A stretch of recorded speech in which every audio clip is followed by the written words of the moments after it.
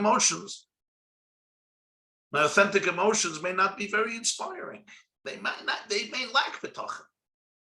But whenever I cultivate a truth by repressing what I'm experiencing, how real is it? If I just make believe I'm feeling something and I deny my real natural emotions, how real is it? How authentic it is? I become fake. And it means that I have to amputate who I really am. There's a much deeper approach. And that is to really be able to acknowledge all the emotions that exist inside of me.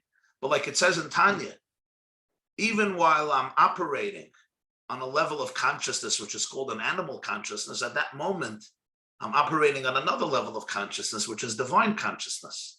So at the very moment, there can be conflicting realities happening inside of my system. On one level, I can be broken, and on another level, I'm whole.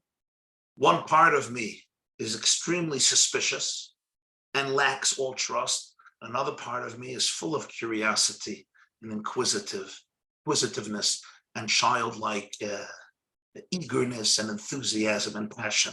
And it's not a contradiction. And we fluctuate, we vacillate. We're not made up of, we don't have a mono brain. We're made up of a lot of moving pieces. That's the whole basis of Tanya, that we operate on different levels of consciousness. Today, we know that our brain has so many different layers. You have the stem of the brain, your amygdala, you have the limbic brain, you have the prefrontal cortex, etc. And within each one, there's so many different aspects and layers and dimensions. So on one level, my reptilian brain, I can be in a very anxious place. And then I can introduce other parts of my brain, but never by denying and amputating and making believe that part of me does not exist, because that will only come back to haunt me and ultimately make me feel that I can't be honest and have to amputate myself. So when we learn in Svarim, and when we learn the letters, and we learn inspirational ideas and essays and shiurim about amunah and bitachon, how do we integrate it in a way that is real, that is authentic? And I think one possible way of looking at this, which I find helpful in my life and you may find helpful in yours, is really understanding something fundamental about how our system works. And this will explain to us certain people in the Tanakh and in Jewish history who managed to rise above a situation where they should have lost all trust, and yet they did not. Two personalities that come to mind right away is David HaMelech and Yosef. David HaMelech, we're coming from Shavuos. David's Yartzeit is on Shavuos. You ever read Sefer Tehillim and study David HaMelech's life in Tanakh? It's a fascinating and extraordinary person and life to reflect on. David is a warrior, but he has lots of challenges and lots of struggles. His birth is not simple. His upbringing is not simple. This is not the class on David HaMelech. I'm not going to get into the details. But David HaMelech, suffice it to say, David HaMelech declares in chapter 27 of Tehillim, my father and mother have abandoned me, and God took me in. He also declares, I have been a mamzer, I have been an alien to my brothers, and a stranger, a foreigner, a nochri, to the children of my mother. He says at one point, he says, I feel like a worm, not even a human being. I feel like the disgrace, the dregs of humanity. The one who's the embarrassment of the nation. David HaMelech is a person who faces the abyss, and he faces the abyss every single day of his life. In Tanakh, this is in Tehillim, in Tanakh, he emerges as a powerful warrior. You could see from David HaMelech, today there's a word that's used very, very often. Some people don't like that it's used so often. Some people love that it's used so often. But the word is trauma. You read every chapter in Tehillim and you see how much pain and brokenness David HaMelech is facing. And yet he never loses a certain sense of tranquility. He says like, Hashem ra'i lo yachzor, you're my shepherd, I don't lack anything. Really?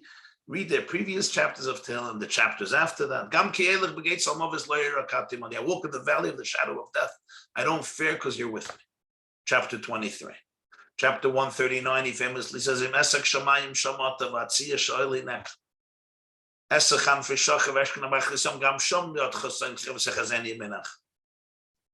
if I go up to the heavens, you're there. I go into the abyss, and you're also there. I acquire wings, and I go to the end of the sea, and over there you also hold me. I say there is so much darkness in my life, but darkness doesn't eclipse you, and you're present in my darkness as well. Yosef HaTzadik, he should have lost all trust for good reason. He was betrayed by the closest of the closest. Not only that, I'm not going to get into it, but there's even a sefer that suggests that at some point Yosef thought that Yaakov himself organized the whole sale. Yaakov himself wanted to get rid of him. It's not what most Mefarshim believe, but let's put it this way. His mother passed away and his brothers sold him into slavery, and he knew about that. Imagine how he could have lost trust.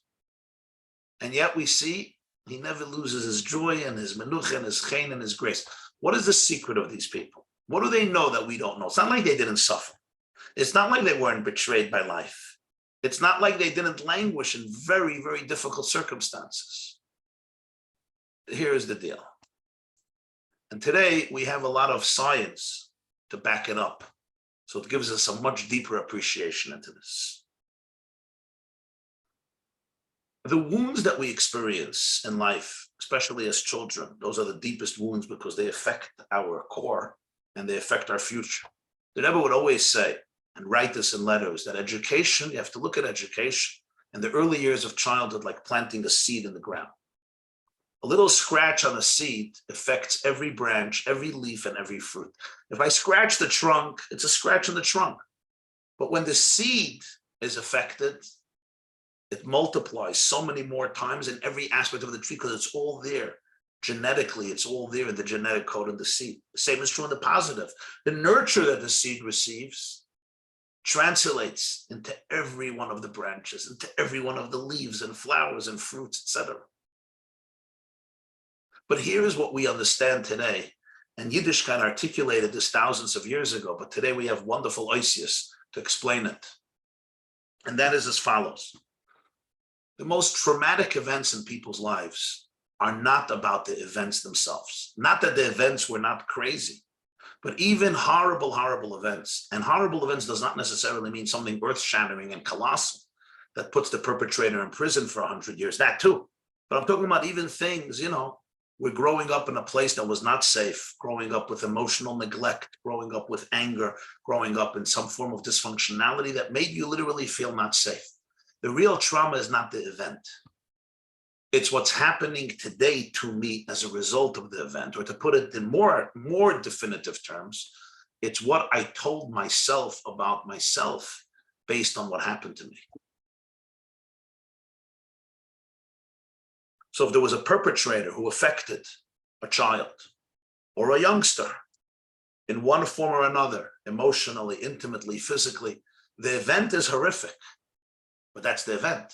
But then there's something else. And that's the main thing. What did I tell myself based on this? What did my 2-year-old brain, my 3-year-old brain, my 6-year-old brain, my 10-year-old brain, my 15-year-old brain, or my 20-year-old brain tell myself about me based on this? Did it tell me there's nobody to ever trust in the world? You know why? You don't deserve anyone to love. You don't deserve love. Or you don't have the ability to discern between good and evil, between truth and falsehood. So don't trust anybody ever. Shut down to everybody and everything, not just to perpetrators, to everybody. These are messages I'm telling myself about myself. I'm worthless. God cares about me. Who could care about me? Who's there to care? How could anybody care about me? Me, I don't even deserve to exist. These are messages that I tell me about me. And my life becomes a manifestation where I play out these messages. But essentially, what is this? It's about what I'm telling myself. Now that's good news, and I'll tell you why it's good news. If the main brokenness came from the event I can't recreate, I can't change. But if the brokenness comes from my interpretation of the event and how I define myself based on it, that means at every moment I can recreate myself. and I can choose a different interpretation. Now that choice is not easy because these interpretations are embedded deep in my psyche. But with proper awareness and guidance, and most importantly, a support system, I could reinterpret, I could reframe, and then the trauma is healed partially or completely. David HaMelech could not recreate the events, but because the trauma is not the event, the trauma is what I told myself based on the event. Here I have agency, I have choice, because these messages I am continuing to tell myself. Now imagine, I could watch myself tell myself these messages, I could put a stop to it. Viktor Frankl used to say between stimuli and reaction, there is a tiny space. And it's in that tiny space where agency, where freedom lives, where human creativity flourishes. Because when you said whatever you said to me, before I'm triggered, right when I'm triggered, there's that tiny space that if I could be aware, wow, look what I am about to tell myself about myself, which is what the trigger really is about. I could say, you know what, wow, I get it. But maybe there's another message I can choose to focus on.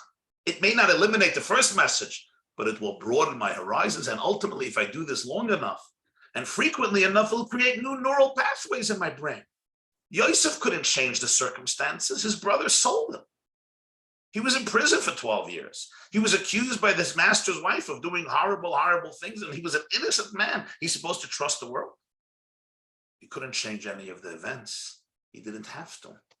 What he had to change was how he interpreted these events. He never interpreted these events as, I'm the ultimate loser of society. God hates me. The world hates me.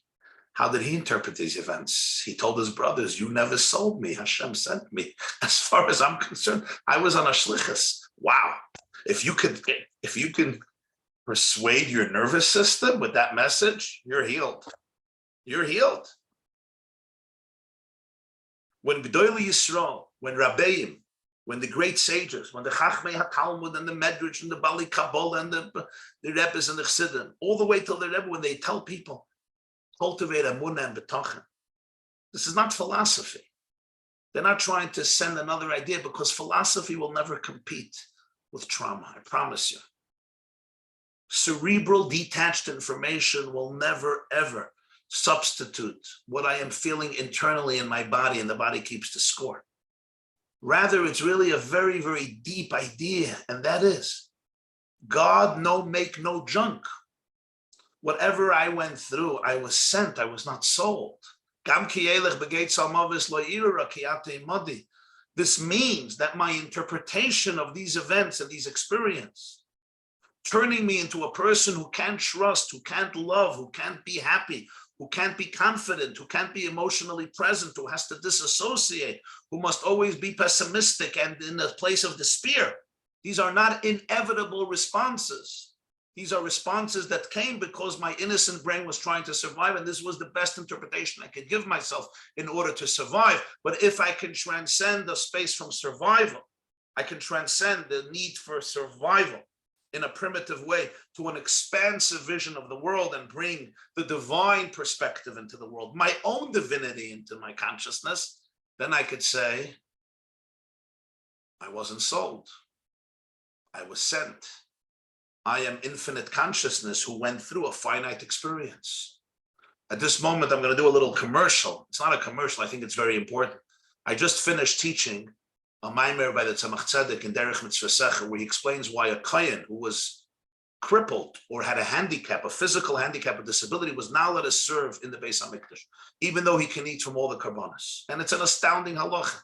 We are the first religion to maintain that every person was carved in the image of God, a cripple or not a cripple. Before the ADA demanded that every building has access to people who are crippled. And yet, he can't serve in the Beis HaMikdash. He can eat the karbanos, even the karbanos that nobody else is allowed to eat, the Holy of Holies. But serve he can't, even if physically he could. But because of his his blemishes, Tzedek asked this question, what is going on here? So whole maimer, Derech Mitzvah Secher, I've just finished teaching it. We did, I think, 7 or 8 classes. And there, the main theme of the maimer is that different souls go on different journeys. And when we get older, we can retroactively reframe our experience. not as victims of somebody else's crimes, but rather as emissaries, as souls that were chosen and chose to go into very dark places in order to bring God's light into these places. It doesn't mean it wasn't painful.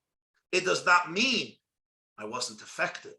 But it means that if the main brokenness is not from the event, but from my interpretation of the event, I have much more agency than I imagined.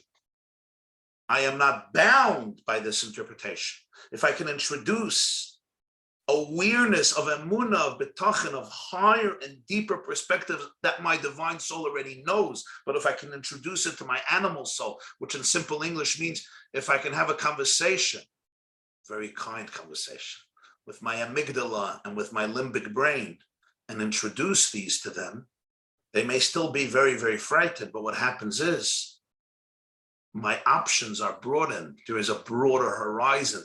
The process of healing begins. I can start reacting in different ways, and I don't have to repress anything.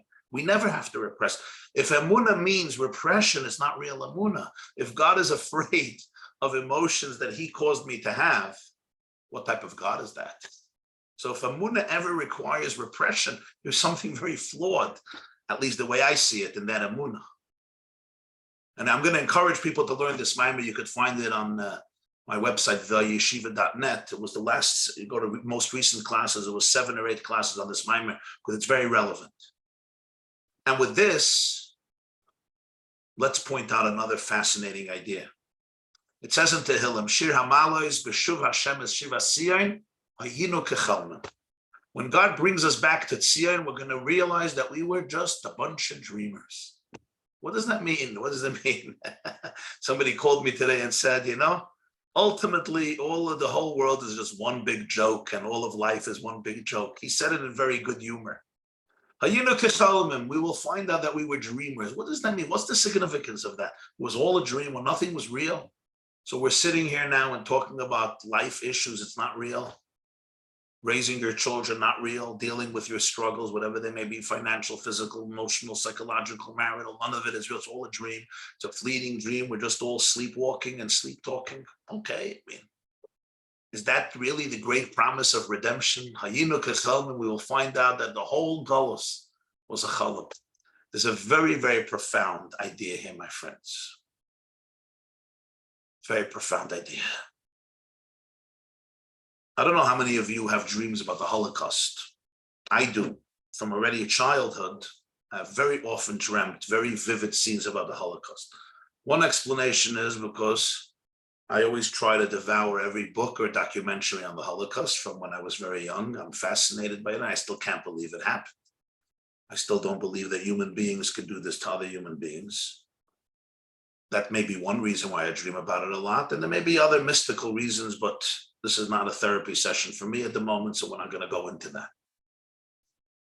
I sometimes vividly, I'm sure some of you relate to this, I have nightmares of the Holocaust, of the camps, of the Gestapo, of the Nazis, I'm not going to get graphic here.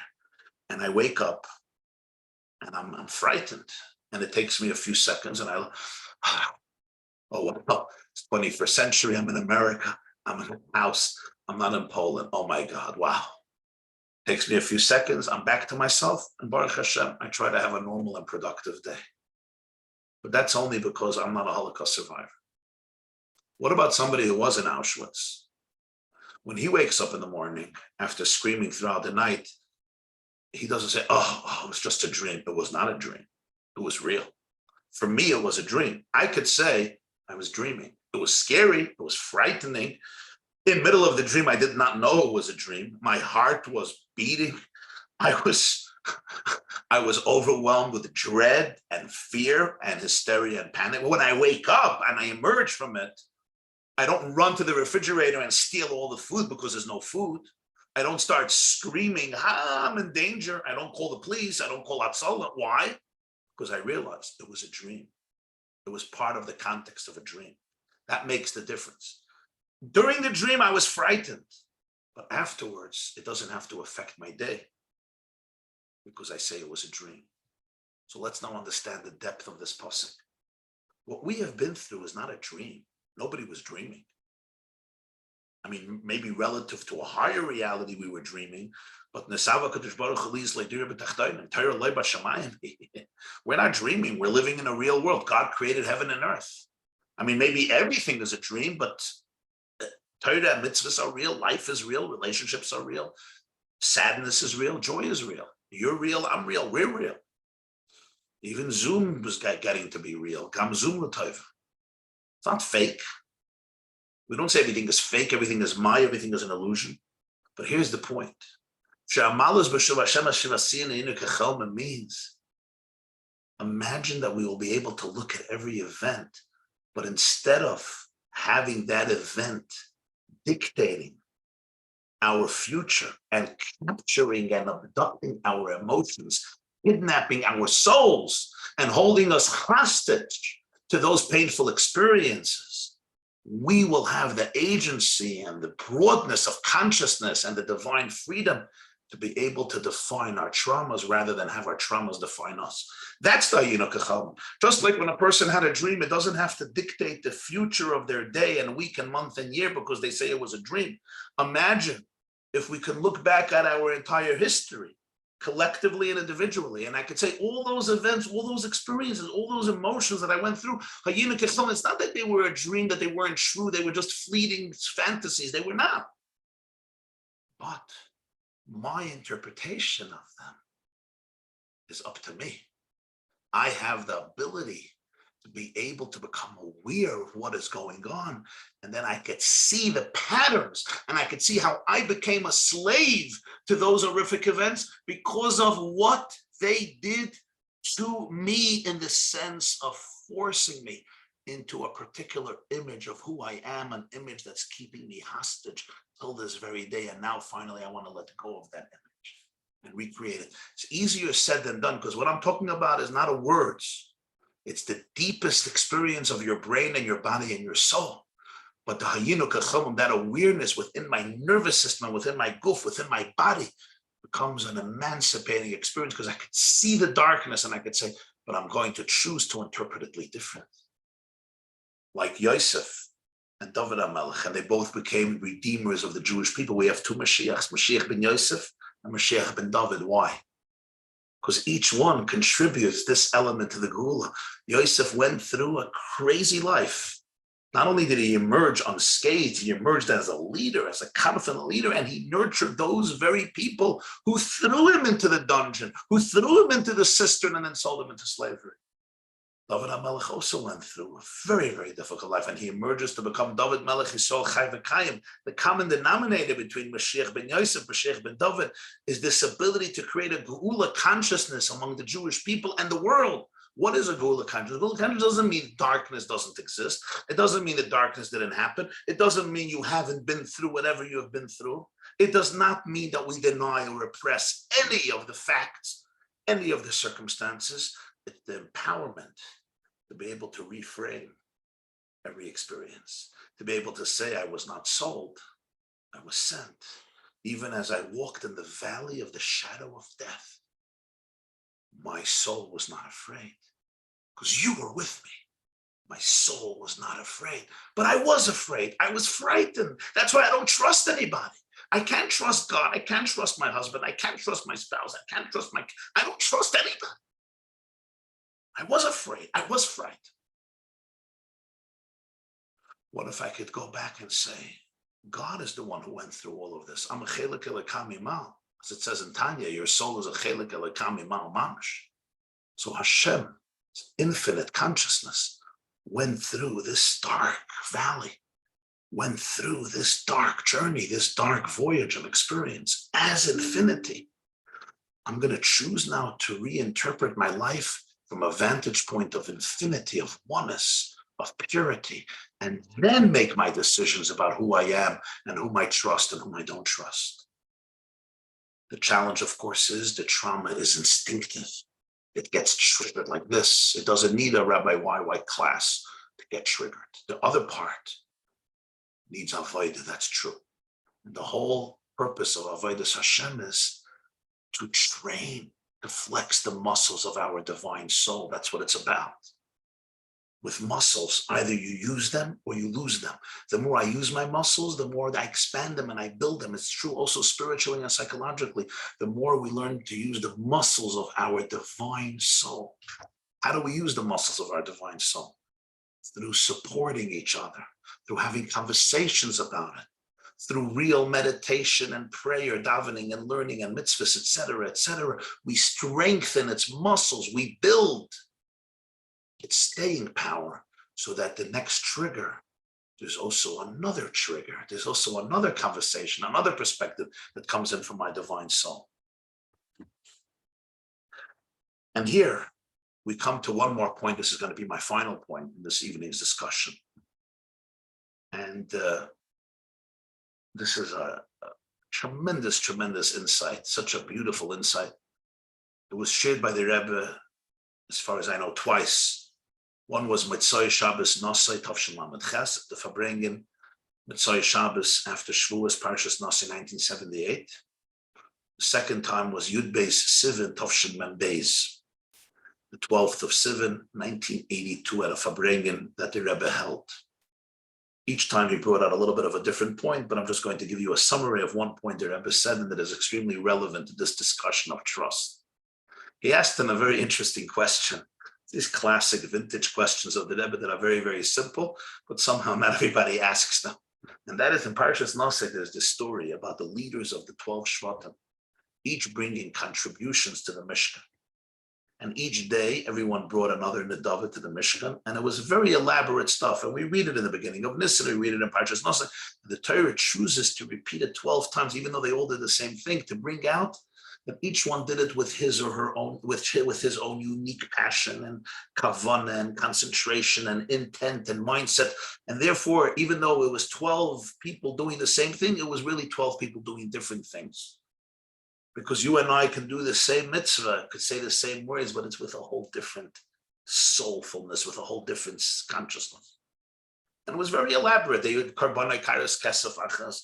They brought gold and silver. They brought many, many animals for offerings, very elaborate contributions. But before that, it says that all the Nesiim together contributed 6 wagons that would be used to transport the tabernacle, the Mishkan, as they journeyed in the desert. Ultimately, they would travel for 40 years, and they would have to disassemble the Mishkan and transport it to their new destination as they traveled through the desert. So they needed wagons.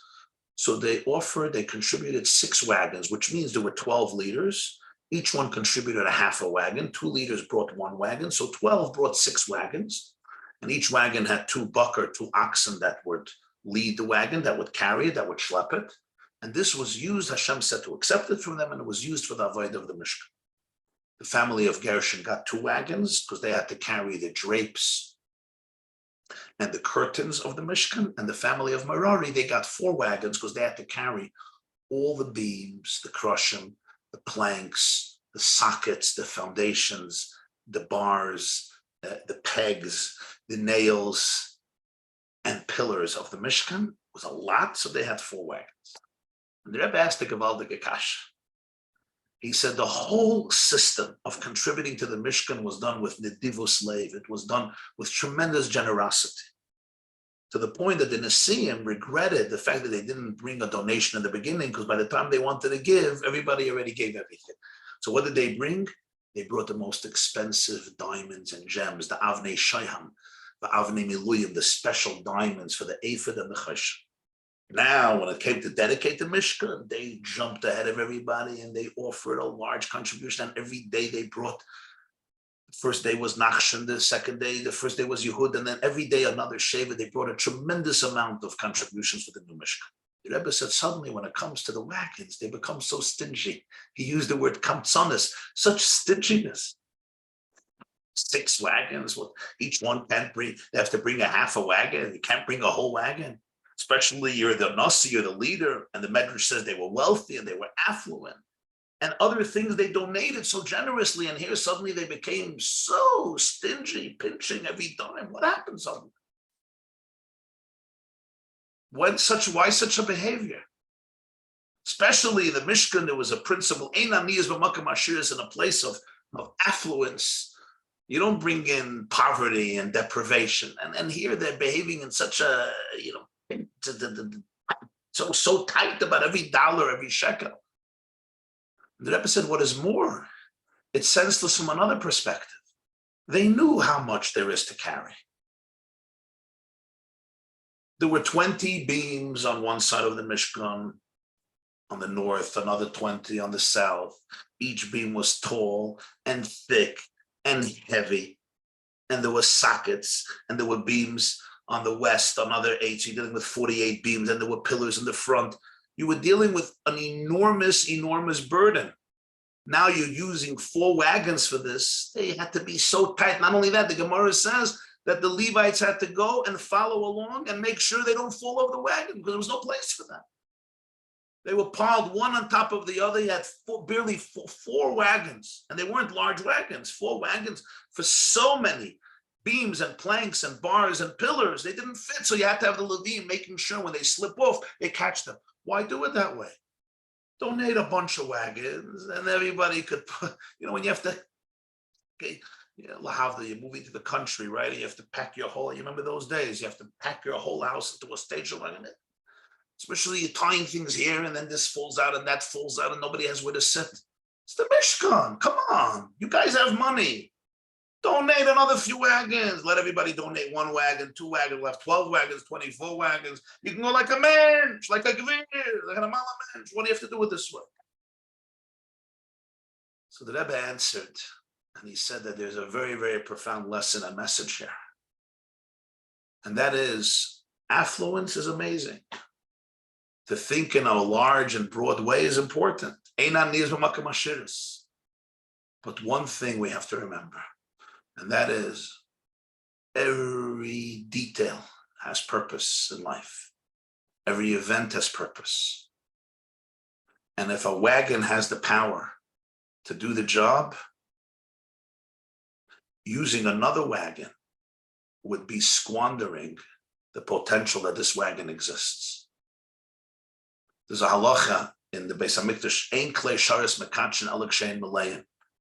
The vessels can only sanctify that which they had to sanctify, whatever you put into them, wine or flour or oil, when they're filled to the top. Why?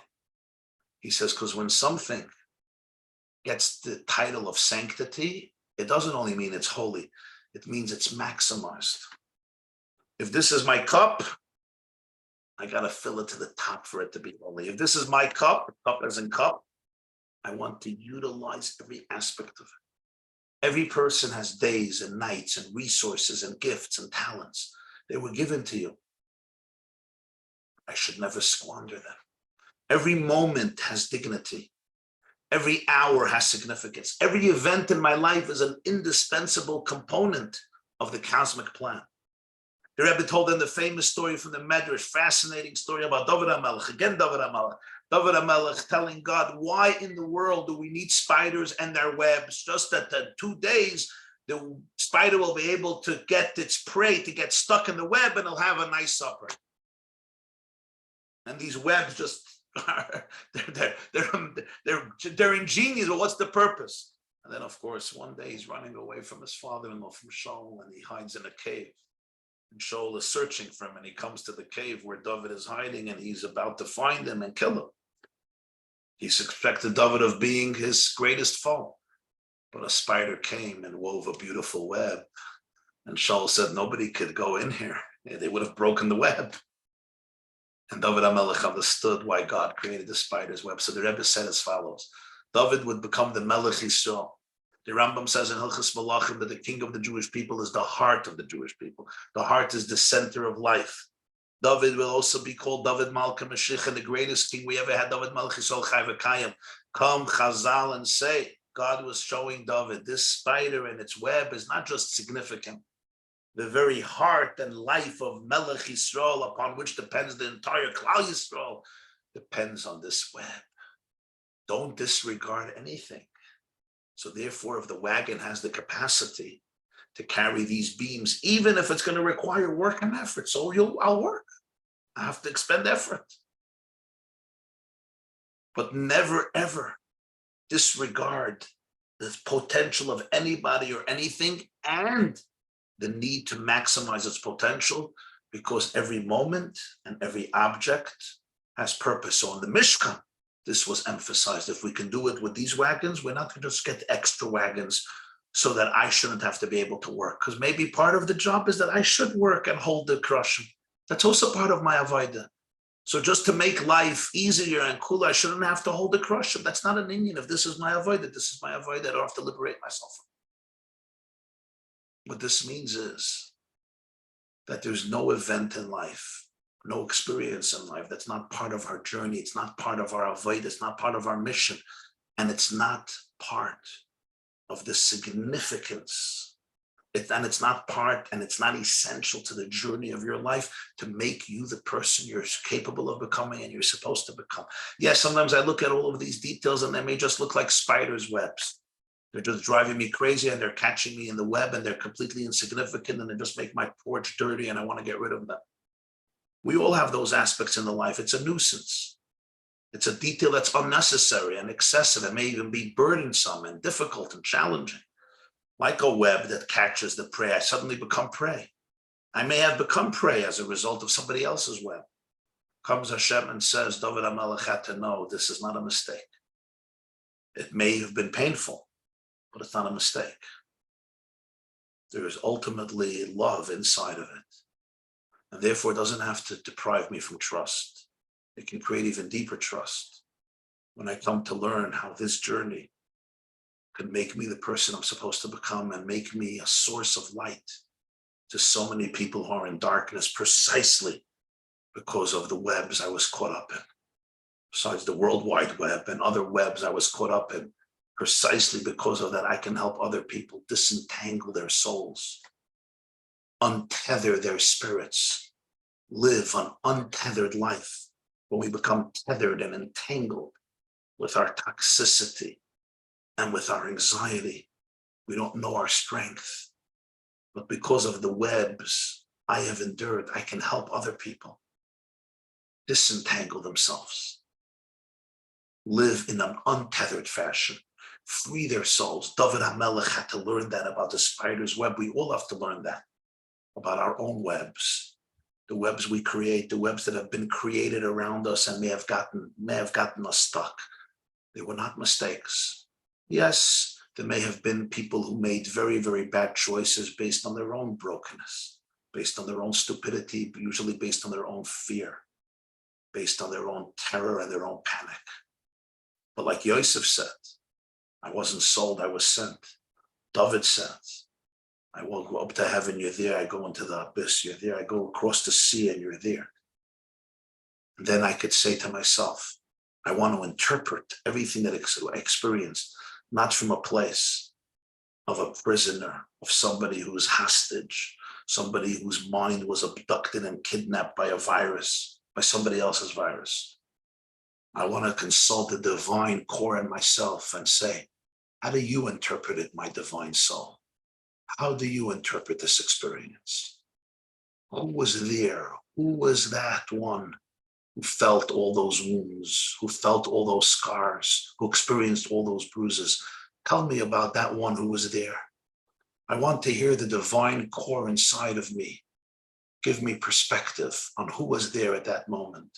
Because if I can get his or her perspective, I'll be able to relive my most difficult moments as moments in which pure infinity went through very dark places in order to be able to cast infinite light on the darkness. May we be able to support each other without judgment and with a lot of empathy, to be able to reach these deeper places of awareness, which will bring healing, serenity, faith, and trust to our people, our families, our homes, our relationships, and ultimately the whole world. Thank you very much. Thank you so much. I'm going to start reading some questions that I've got, and we could answer them one by one. So the first one that someone sent me was, how do you have the tachan again when you had it in the past and it didn't work? Like, let's say you had a specific outcome that you wanted and it just, you didn't have any doubts. You really believed that it was going to happen. You did Traka, you did all those things, and it just didn't come out the way you wanted it to. So how do you go about it next time? Wow, that's a very, very big question. That's a very, very big question. I need to meditate.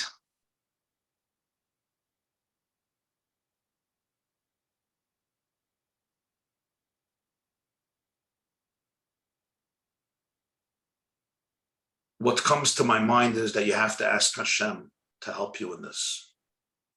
You have to ask Hashem to help you, and I think He'll help you. Our relationship with Hashem, could be very real. It could be very, very intimate. Like it says about Moshe, right? Hashem spoke to him like you speak to a friend. I lived on the building on New York Avenue. It was called President Plaza, the building, President Corner, New York. And I came out one day of my apartment on the first floor to the mailbox to take the mail in. I still remember there was an African-American holy brother who came into the building. He seemed like an electrician or some other skilled appliance man. He was standing by the elevator and he was waiting for the elevator to come. And I see him talking to himself. Now, today, when you see people talking to themselves, it's not surprising because they're probably on the phone. But then it wasn't so common yet. It just started. And I was going to the elevator because I was going up to the fourth floor. I had an office there that I used at the time. So I see him talking to himself. So he seemed like a very fine person. So I greeted him. And I said, how you doing? And he says, I'm wonderful, thank the Lord. And I said, I'm just wondering who you're talking to. I see you're talking to somebody. It doesn't look like you have a head. Like, who are you talking to? He said, oh, I'm talking to God. I said, really? That's so nice. He says, yeah, I'm waiting for the elevator. I go to buildings all day. The elevator sometimes tarries. So what do? I don't want to waste my time.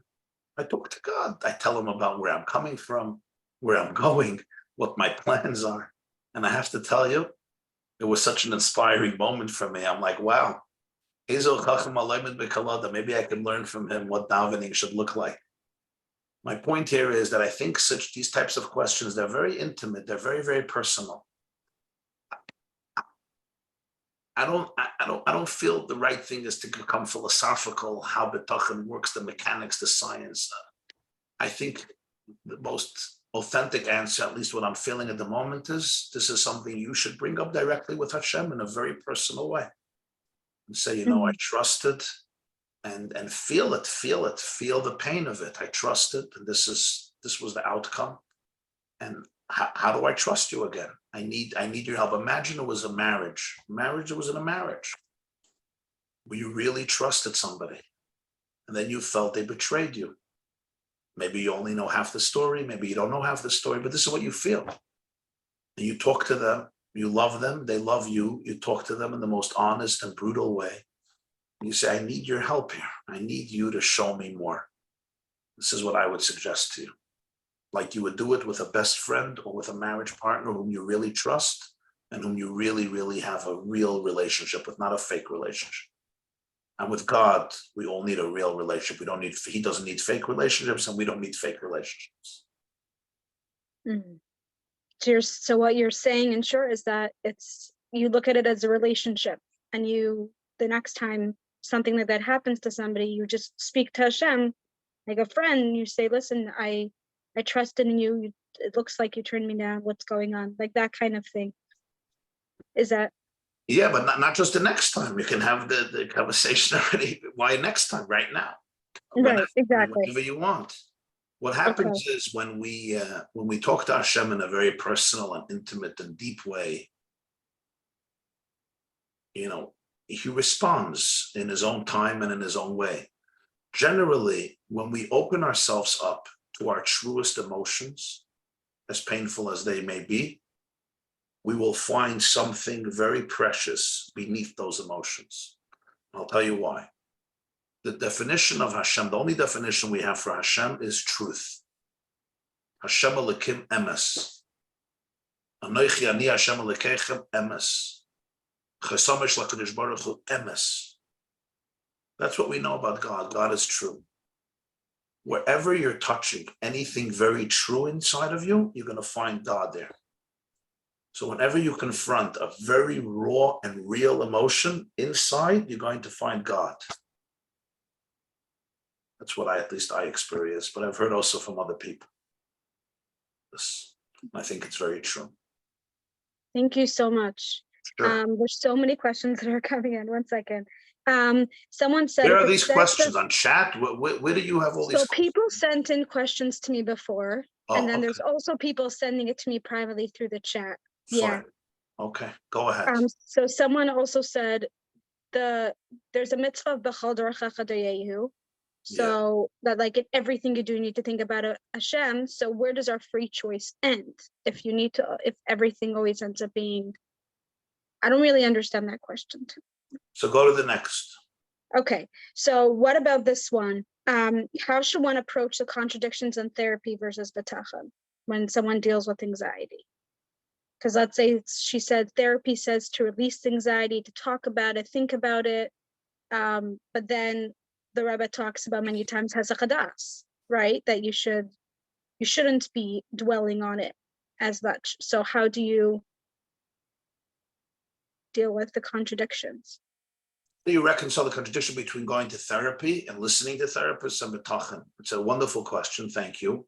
So when it comes to therapy, first of all, it's important to state a few things.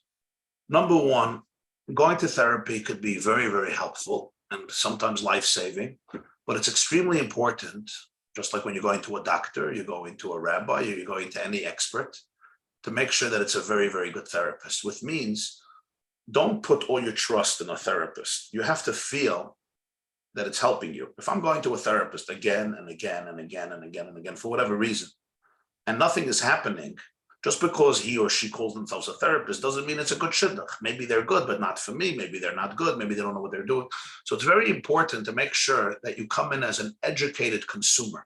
People come into therapy and they're so vulnerable that sometimes if the therapist is not a worked out person and not moral, they could even be taken advantage of. I know situations where therapists have taken advantage of their patients, sometimes consciously, sometimes unconsciously. Here's the deepest truth about one of the deepest truths about healing. The greatest healing comes not from the advice that I give my patient. It's from cleaning myself up.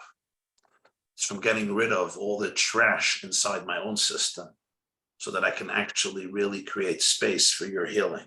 So it's very, very important in therapy to make sure that this is a person who's really helping you. Now, if it's therapy, a therapist who is helping you and is giving you advice that is bringing you closer to the goals and priorities you're searching for, more peaceful life, a better relationship with your children, a better relationship with your spouse, a better relationship with your family members, or whatever the issue may be.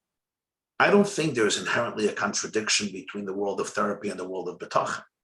The world of bitachon, on the contrary, the world of bitachon means that my journeys through my emotions, God is with me. Bitachon doesn't mean that I don't have to go through painful moments. The way out of pain is often through pain. David HaMelech doesn't say, oh, I have bitachon, so I don't have to walk through the valley of the shadow of death. That's not what he says. He says, Gam ki elich begates al maves, lo irara ki ate imadi. Even as I walk through the valley of the shadow of death, I am not overwhelmed by fear, panic, and dread because you're with me. Shouldn't have David HaMelech say, I don't have to walk anywhere. I'm not going through these valleys. I have you. Bitachon means that wherever I am and whatever I have to work through and whatever I have to face, I don't have to be terrified.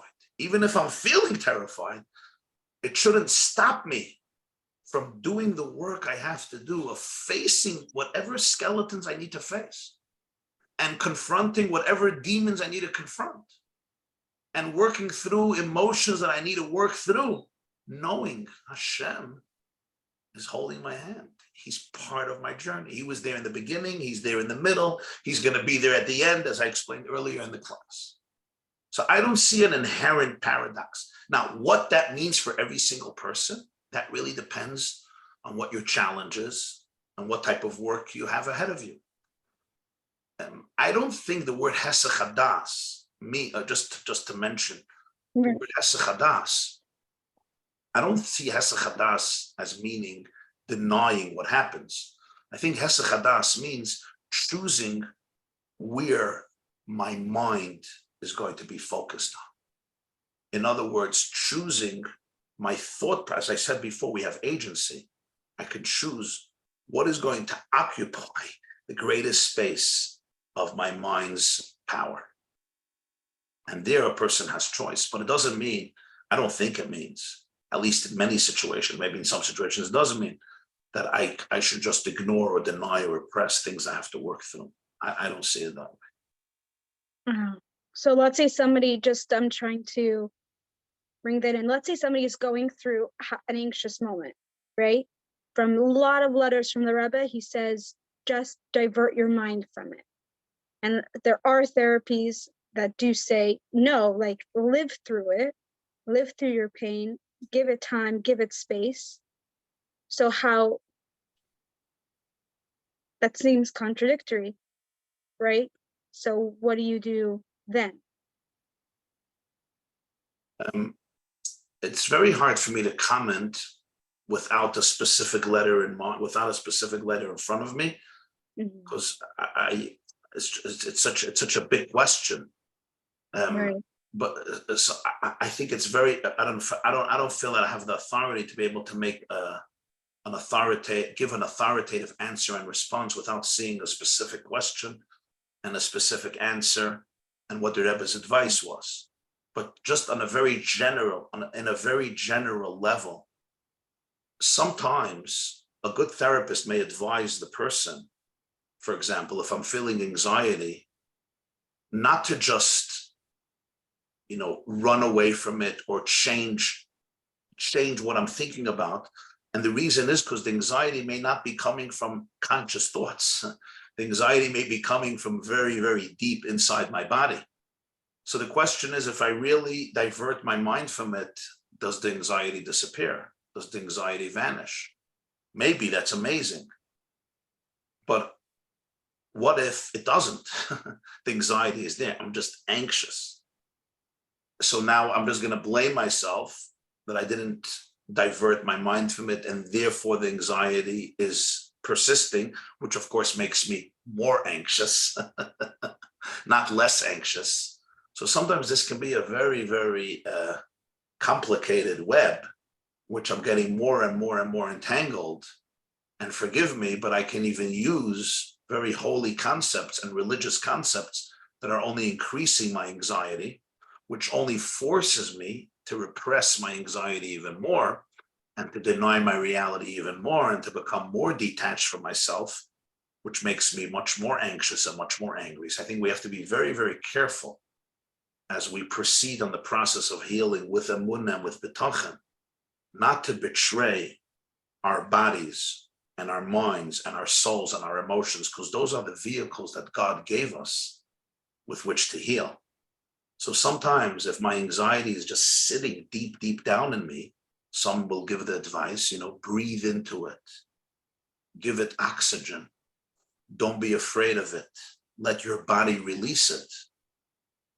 But then what's happening is, it's also a form of Hesed Hadas, because instead of becoming a victim to the anxiety, I just let it be what it is. And then it turns out that it's not as grand as it was. Meaning as follows: sometimes by giving the anxiety so much power as saying, argue with this anxiety, change your mind, tell the anxiety it doesn't know what it's talking about, I'm actually not being Mesiach Das, because I'm engaging it negatively. Like when you continue an argument with somebody and we do this mental chatter, we start arguing with anxiety and we say, but Hesed Hadas, I'm not going to think about you. And the anxiety says, oh, you're thinking about me. No, I'm not going to think about you. I'm not going to think about you. You see what happened? For the next 2 hours, I'm arguing with my anxiety. The anxiety said, you're thinking about me. And I'm like, no, Hesed Hadas, I'm not thinking about you. So by trying not to think about it, all I'm doing is engaging it. And the anxiety loves it. It has a field day because it never stops, because it's not really what the issue. The anxiety is just an inherent thing. But imagine if I can actually say, okay, you're here. I'm giving you a little love. Let's breathe into you. And I really let it go. And then actually, like a child, it gets its release. And I can actually, in a very subtle and compassionate way, bring my consciousness to a much deeper self. So that may actually be an interesting way of fulfilling the idea of Hesed Hadas. But I think every situation has to really be discussed in a very individual and empathetic way. Oh, thank you so much. Make Here's sense what I another just one. said? Yeah. What? What I just said, does it resonate? For me, I think it does. Okay. I don't know who asked that question. I hope it resonated with her as well. Let me put it in this way, it may be helpful. What does Hesed Hadas mean? Is Hesed Hadas an intellectual experience, or is it a somatic experience? You understand my question? Right. If Hesed Hadas is an intellectual experience, so it means, okay, my brain is anxious, and I just say, I'm not thinking about your anxiety, I'm going to be thinking about other things. So intellectually, I shifted away, but not somatically. Right. Often my anxiety wins. But what if Hesed Hadas is a somatic experience? Which means I can let it be. I can even give it oxygen. I can even give it a little love and compassion and empathy. And then you know what happens? It releases. It's also when you do that, you also could keep in mind, Hashem wants me to go through this right now. Anxiety is not it's not self-done. It's Hashem wanted you to go through it right now. Hashem wants me to go through this anxiety. Sometimes the way out of pain is through pain. Right. So right now, Hashem doesn't want me to do the Hesed Hadas where I ignore the challenge. Or maybe that is real Hesed Hadas. What does Hesed Hadas mean? Hesed Hadas means that my das could move on to something else. Das is not intellect. Das is internalization. Das, it says in Tanya, is intellectual intimacy. Va'adam yada eschav. Das is always integration. It's how much it's affecting me. It's not the knowledge of the brain. It's the knowledge in my gut system, in my gut. So Hesed Hadas means, can I take my very self and move away from this anxiety? I don't think you can do that through screaming at the anxiety or even tell the anxiety, get out of here. Maybe in some cases, yeah, that's what I'm saying. You have to know the individual situation. I think it's much more powerful when I can actually give it its space, give it oxygen, give it compassion, allow it to be released. And then my body could say, oh, wow, now let me go back to myself. Okay. But I think this is a very sensitive question. It's a very individual question. And it's when it comes to the Rebbe's letters, I think it's extremely important to know the very details of the person and the person asking and the Rebbe's answer. It's true.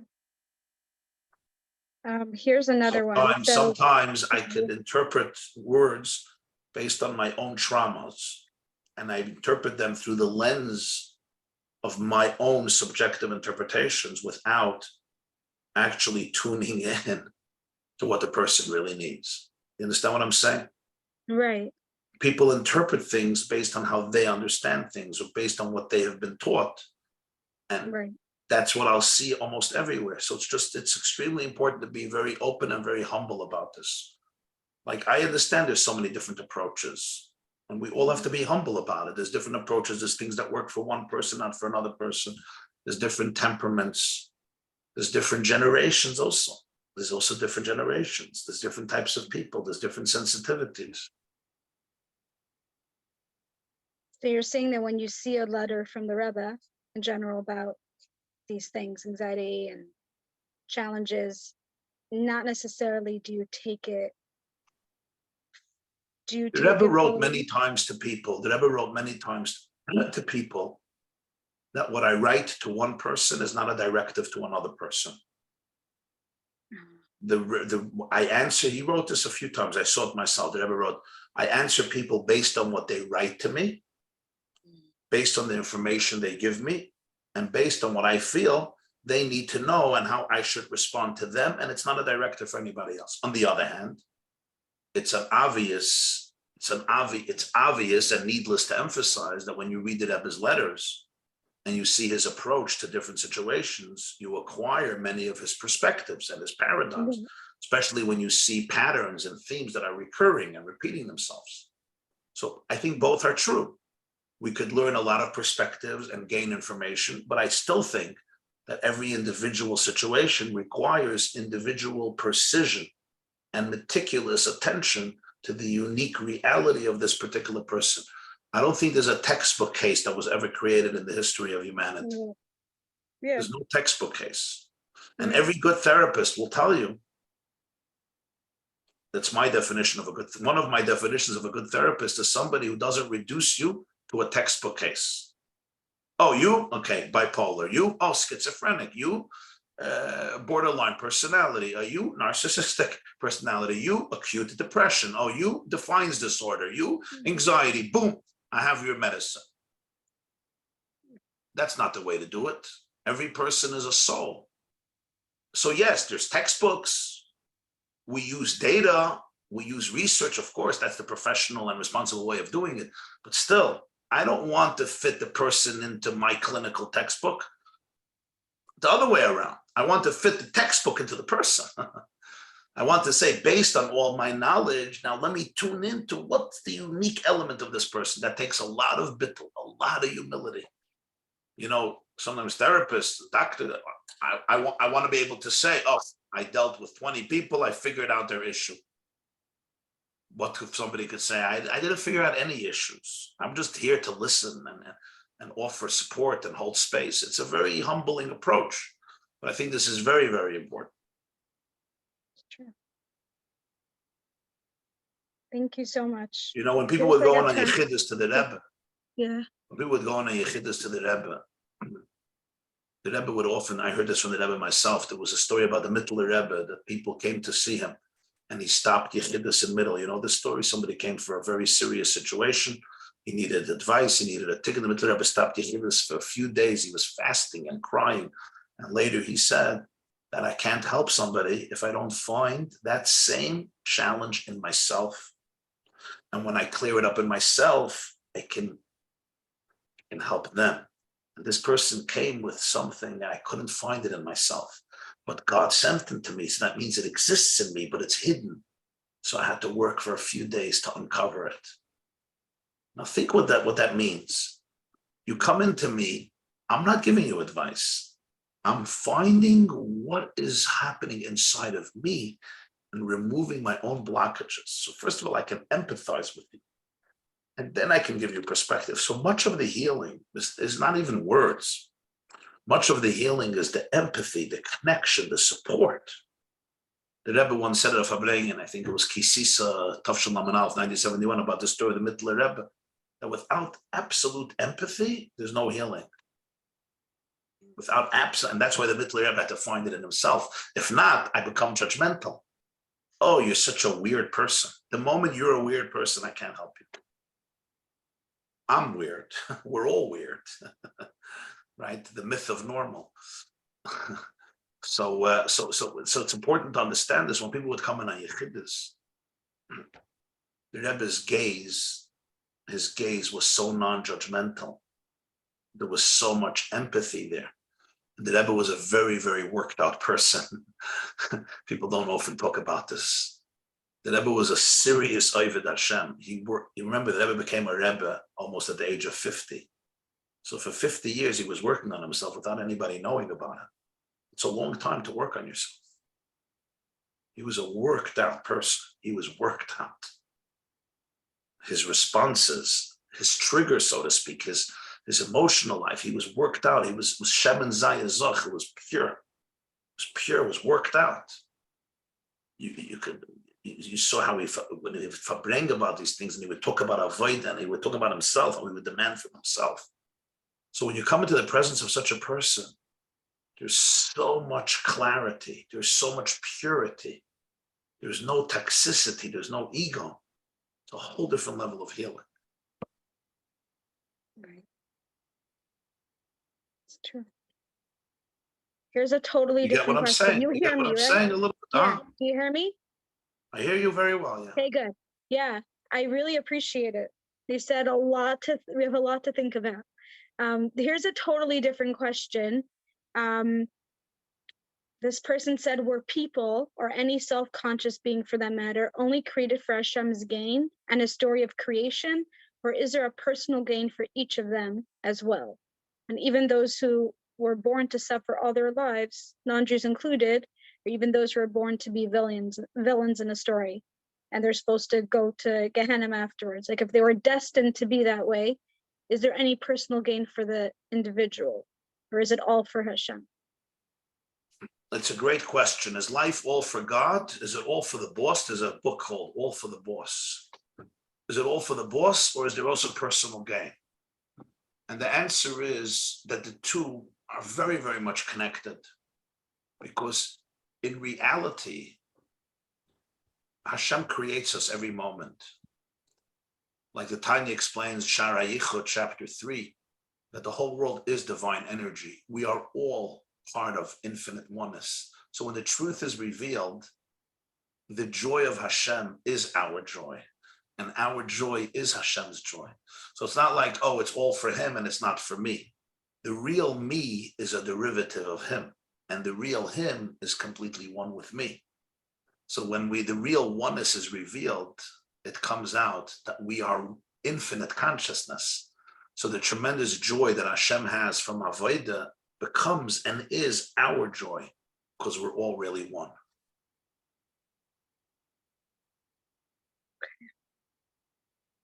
Here's the next one. Somebody said that she had tremendous trust in Hashem when she found out that she had Yana Machla, and the doctors kept on seeing miracles, and the Yana Machla kept on going away. But then when they tested her each time, Yana Machla kept on coming, and she was able to avoid surgery. But she said the last time she had Yana Machla and it came back, she wasn't able to have the same trust. She became afraid, and she gave in to the doctor to have surgery. And Baruch Hashem, no cancer was found, but she feels very guilty. I guess she was saying that she feels like she didn't trust enough in Hashem, and if she felt like she said she had to have organs removed or something like that, and she wished that she had more bitachon. She wants to know how she could make herself feel less guilty about feeling this way.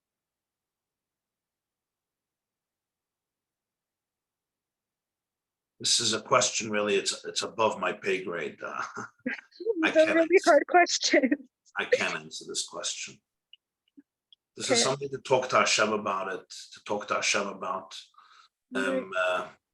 But one thing I will add is that whenever we're feeling guilty, as the Rebbe writes in many letters, and it's based on the Tanya and other Svarim, guilt is a very, very powerful trap of trauma and of the Yetzer Hara. Because the moment I feel guilty, I'm anxious, I feel tired, I feel depleted, I feel bad about myself. And the moment you feel bad about yourself, you become vulnerable prey. You become vulnerable prey, because the moment I feel bad about myself, now, oh, who cares if I do this or I do this? I become lax because I don't feel my dignity, my value, A king, a queen behaves in a different way because you feel your royalty, you feel how important your life is. But when I feel bad about myself, because of my guilt, I can become prey for my Yetzer Hara, number one. Number two, we have an instinct that we don't want to feel pain. So if I'm feeling guilt, it's pain. So I'm going to try to numb it. And I'm going to try to numb it with many things that are available that may not be productive. So be very careful, because very often the thoughts that are planting guilt inside of us are not holy. They're not coming from our deepest version of self. They're often trauma camouflaged as religious guilt. So that's just a general trap that we all must be careful with. Very often the Yetzer Hara wants me to feel guilty so I could get tired, anxious, depleted. And the next step is usually not spiritual growth. Real holy guilt is not called guilt. It's basically focus on something that I can learn from and do better tomorrow. If the focus is how bad I am, I made so many mistakes, I'm such a loser, I lost trust, what happened to me, I am such a failure. What's the next step after that? I can't be here for myself the way I need to be. I can't be here for my spouse. I can't be here for my kids. I can't be here for God. So we should just always be careful with that emotion that's called guilt, because it's often a direct consequence of trauma, which is normal. But don't worship it as holy. Trauma is trauma, but it's not holy. It's trauma. It's part of my holiness. It can become a catalyst for holiness, but it has to be put in its place. And generally, I should also say that, what did you do? You listened to the doctor. I don't know that you have to feel guilty about listening to the doctor. You feel that spiritually you went down a level, perhaps. I can't really answer about that. But generally, listening to a doctor is not a contradiction to betachon, generally speaking. The Torah says, "V'rapi yirapi," the same God who says have betachon also says, listen to a doctor. So I would be very cautious about classifying yourself as such a guilty person. Right. Here's another one. How do you find betachon when you see people who really hurt you on a daily basis? Wow. Well, sometimes betachon, how do you have betachon when there's people hurting you on a daily basis? Sometimes betachon also means that God is giving me a message. Betachon means God is with me right now, and maybe he's giving me a message that I need boundaries. If there's people who are hurting me on a daily basis, I need to protect myself. A person should not be in an environment where people can hurt them on a daily basis. I know there are unique circumstances where dealing with situations, but if there's somebody who's actively hurting me on a daily basis, I need to be able to find methods to protect myself. It's extremely important. And maybe that's part of the message of God. God says, you got to protect yourself. You need to create whatever the boundaries are. You may need support with this, but get that support to create those boundaries. There's no reason somebody should be hurting you on a daily basis. Right. Something has to change. Something has to give up. It doesn't make sense. It's not fair to you. Right. There's another one. What about when it says you can test Hashem with money? And you donated lots of money and you still didn't see the bracha yet. Yeah.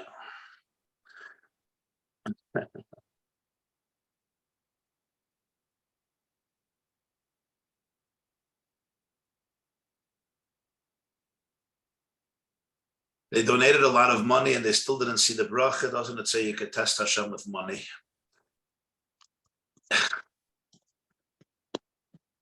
I cannot tell you how exactly it works and if there's a time expiration date, but generally speaking, the Torah says, "Aseh b'shvil shetas asher." When we give, we get back, and we get back more. And sometimes the challenge is part of the test to be able to stimulate our faith and be able to encourage us. I don't know that there's an expiration date on that.